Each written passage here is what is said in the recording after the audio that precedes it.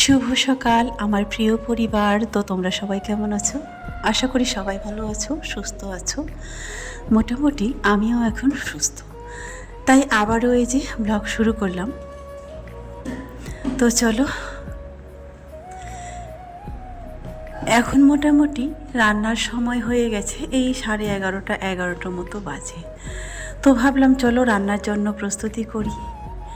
পেঁয়াজ পাতাগুলো বহুদিনের ছিল, তো দেখা যাচ্ছে কিছু কিছু পাতা কিন্তু ভালোই আছে। তো ভাবলাম আর সিম আছে, সেটা দিয়ে হয়তো আজকে ভাজি করে খেয়ে নেব আর পাতাগুলো শেষ করে দেব। এই জন্যই আজকে এগুলো বের করেছি। এখন তো সিমের সিজন নেই, কিন্তু জানি না কচি কচি সিম আমাদেরকে একদিন অবশ্যই এনে দিয়েছিল। আর কি বলো তো, এখন তো নতুন আলু, ওই ছোট ছোট আলুগুলো দিয়ে ভাবছি রান্নাটা করে নেব, ভাজিটা করে নেব। আজকে অবশ্য স্কুলে যেতে হবে, আমার একটা দরকার আছে, তাই ভাবলাম সবার প্রথমে রান্না বান্না সমস্ত কিছু কমপ্লিট করে নিই। কারণ কোথাও আমি যদি সারাদিনের জন্য বেরিয়ে যাই তাহলে কিন্তু রান্নাটা বাড়ির করে যেতে হয়। এমন হয়তো রাজিয়া স্কুল গেল তো রিয়া আছে, রিয়া গেল তো রাজিয়া আছে, দুজনের কিন্তু একদিনে যায় না। আর একদিন কেউ হয়তো ঘরে থাকে, তাদের না হলে খাওয়ার প্রবলেম হয়ে যায়। স্কুল তো আমার বাড়ি থেকে বহু দূর, যেতে যেতে মোটামুটি একটা কাজের জন্য যাব, তো মোটামুটি এখন কখন লাইন পাবো কি পাবো না, মোটামুটি আজকে ধরে নাও আজকে সারাটা দিন সেখানেই কেটে যাবে। তাই ভাবলাম চলো আগে সবার প্রথমে রান্নাটাই করে নিই।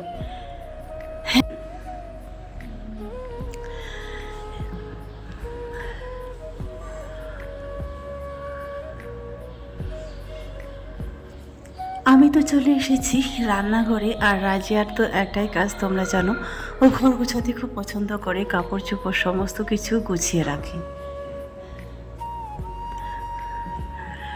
তো আমি এদিকে রান্না করছি আর ও ঘরটা গুছিয়ে মোটামুটি এদিকের দরজাটা লাগিয়ে দিল। এই ব্যালকনির দরজাটা খোলা থাকলে কি হয়, ঘরটা হচ্ছে নোংরা ধুলা বালিতে ভর্তি হয়ে যায়। আর ওইটা খোলা না রাখলে কিন্তু আমাদের ঘরে আবার হাওয়াও ঢোকে না। আর খোলা রাখলে এই তো বিছানাটা নোংরা হয়ে যায়, তারপরেও কিন্তু কোনো কোনো সময় খোলা রাখতে হয়। গাছটার জন্য খুব কষ্ট লাগে, এত সুন্দর করে গাছটা লাগিয়েছিলাম, লঙ্কা গাছটা লঙ্কাও ধরেছিল। কিন্তু এখানে তো এই তো পাখির উৎপাত, তোমাদেরকে বললাম পাখিতে এসে মানে যা লঙ্কা ছিল সব খেয়ে টেয়ে শেষ করে দিয়েছে, তারপরে আবার পাতাগুলোও খেয়ে নেয়, ডালগুলোও খেয়ে নেয়। তো এই জন্য ওই গাছটার প্রতি আর এতটা এনার্জি নেই, মাঝে মাঝে প্রায় তাও জলটা দিয়ে দিই। চলো, এই তো রান্নাও হচ্ছে আর এদিকে বাড়ির সব কাজও হচ্ছে, স্নানটা করা বাকি আছে। ভাবছি রান্নাটা করে নেব, রান্নাটা করে স্নান করতে যাব আর ওদেরকে খেতেও দেব। আবার যাব তাড়াহুড়া করে, খেয়েই সঙ্গে সঙ্গে বের হতে হবে, মোটামুটি 2টা বেজে যাবে। স্কুল থেকে কল করেছিল, বলেছিল যে একটু আগে কল করলো, বললো যে ছুটির আগে আগে আসো। এই তো 2টার সময় যদি খাওয়া দাওয়া কমপ্লিট হয়, 3টা বের হতে হতে সেই ছুটির সময় হয়ে যাবে। 3:30টার সময় মোটামুটি ছুটি হয়ে যায়। এই তো মাছটা ভেজে নিচ্ছি, মাছটা ভাজা হলে পরে এদিকে মাছটাও হচ্ছে আর আরেকটা উনানে হচ্ছে ভাতও হচ্ছে। গ্যাসের যা প্রবলেম, প্রতিদিন শুধু রান্না করি আর গ্যাসটার কথা ভাবি, না জানি আর কটা দিন চলবে, আজকে নাকি শেষ হয়ে যাবে, নাকি এই মুহূর্তে শেষ হয়ে যাবে।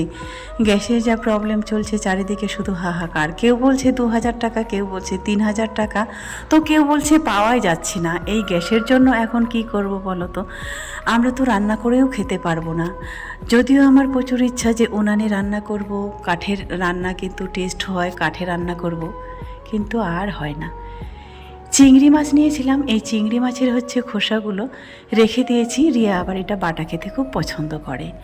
আমি অবশ্য কোনোদিনও খাইনি, একদিন বলেছিল যে একজন দেখেছিল, বলল এটা ফেলে দিচ্ছ কেন, এটাও কিন্তু বাটা খাওয়া যায়। তারপর থেকে কিন্তু আমি এই চিংড়ি মাছের খোসাটা আর ফেলিনি। সত্যি তো একদিন খেয়ে দেখলাম, সত্যি কিন্তু দারুণ টেস্ট, আর বাচ্চাগুলোও খুব পছন্দ করে। এই তো মাকে নিয়ে এখানে রান্না করছি, আমি বাসনটা মেজে নিচ্ছি তাড়াতাড়ি হবে বলে মাকে বললাম ওইদিকে মাছটা ছেড়ে দিচ্ছি। এটা ছিল দেশি সজনা আর আলু আর টমেটো দিয়ে। এই সময়টা কিন্তু চলে যাচ্ছে এই সজনা আলু দিয়ে মাছ খাবার, আর টমেটোর দিন প্রায় মোটামুটি শেষেই হয়ে গেল, তাই না? আর এই তো শিমটা দিয়ে দিয়েছি, পেঁয়াজ পাতা আর শিম আর ছোট্ট ছোট্ট আলুগুলো। ছোট আলুগুলো কিন্তু ভাজা খেতেই বেশ ভালো লাগে।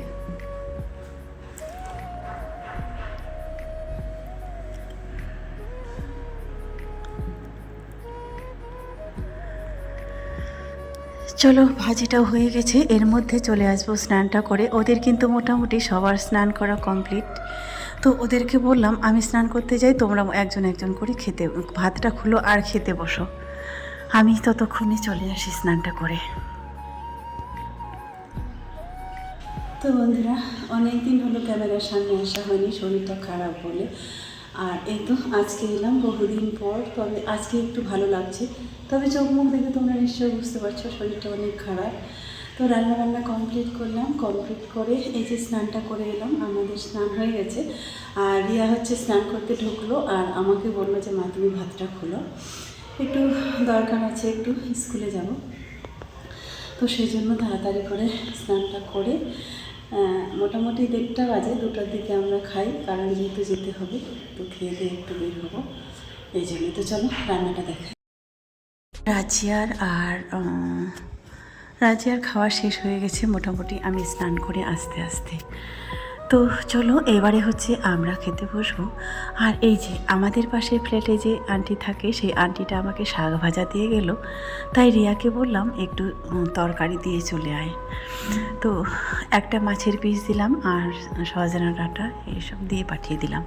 তো চলো এবারে হচ্ছে রিয়া আর আমি খাবো।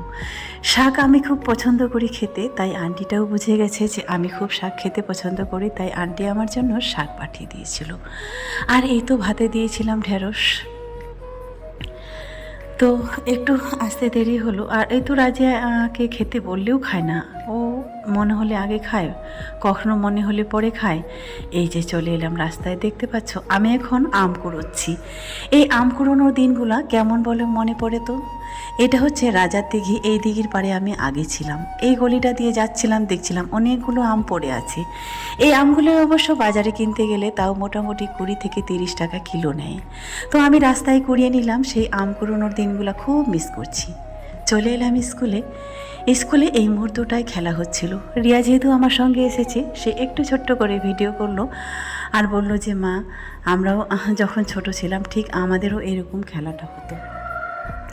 তো যাই হোক, যে যার স্কুলের সবাই ভালোবাসে আর এই দিনগুলোকে কোনো দিনও ভুলতে পারবে না। তো যাই হোক, এইটুকু না হয় আমার চ্যানেলে ক্যাপচার করে রেখে দিলাম। তারা হয়তো স্কুল থেকে যখন বেরিয়ে যাবে, স্কুলের দিনগুলো যখন ফুরিয়ে যাবে, তখন হয়তো এই দিনগুলো মনে পড়বে না, মিস করবে খুব। সেরকমভাবে আমার কিন্তু কখনো স্কুলের ভিডিও করা হয়নি আর আমার কাছে নেইও, তাই আজকে ছোট্ট করে একটু ক্লিপ নিয়ে নিলাম।